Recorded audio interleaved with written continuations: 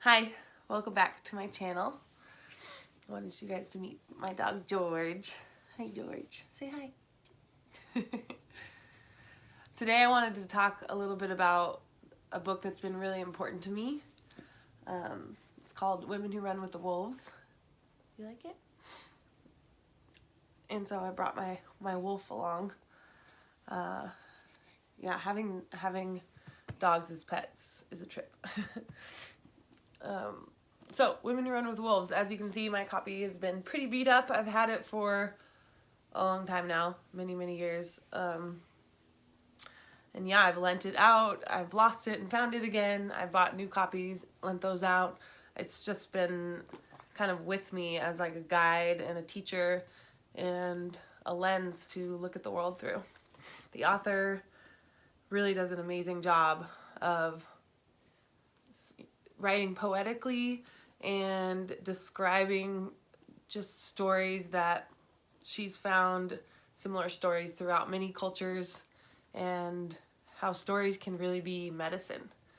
The intro talks a lot about her journey and why she made this book.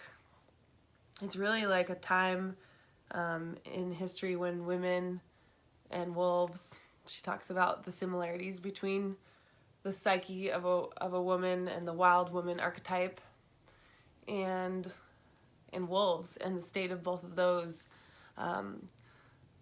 It feels like in dire need of revival and understanding, and yeah, I found this book to be really helpful. To be honest, the first time I read through it, it was a long time ago and it felt really dense and really poetic, and I didn't quite get what a lot of the things she was saying. Like, I felt like there was like a lot of contradiction.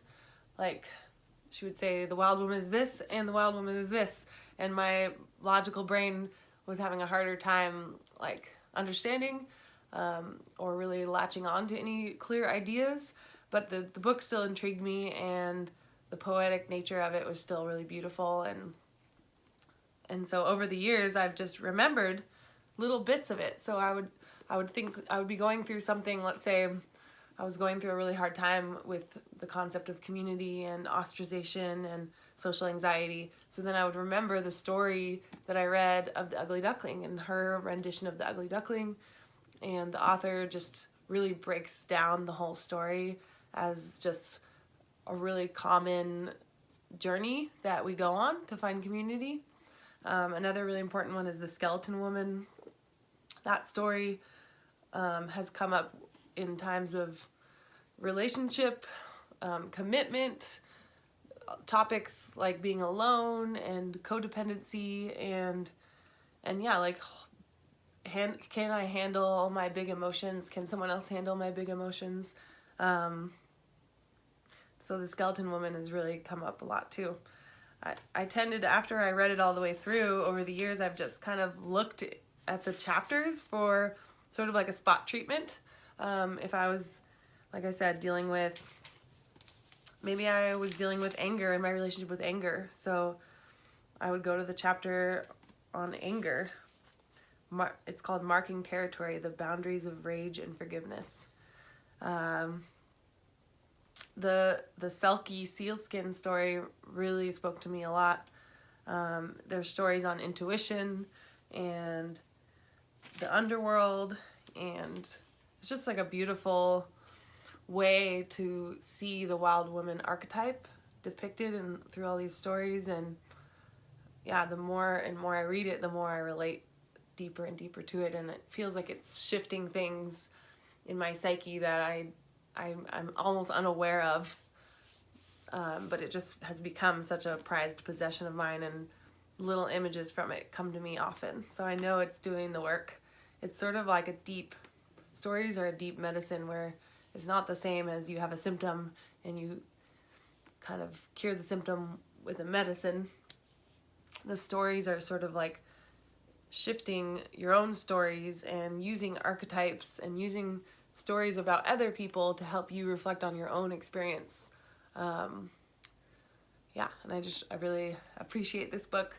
I actually just started a book group on Facebook, so if anyone's interested in joining that, I'll put the link below, because I think what we're going to do is we're just going to read it chapter by chapter, and if in the Seattle area, we're going to be meeting up, and then yeah, if you aren't in Seattle or if you can't meet up with us in person, then we'll be talking about each chapter and what kind of shifted for us and what came up for us when we read the chapter.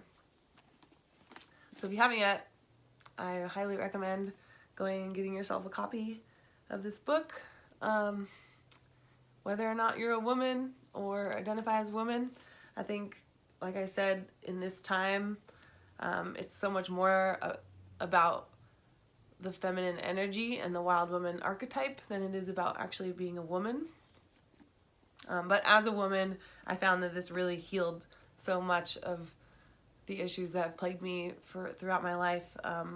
Just confusion around what it means to be a woman, and what is femininity, and what are all these big emotions, and why do I struggle with this or that. And this has been a really good book for helping me with that. Thanks for listening.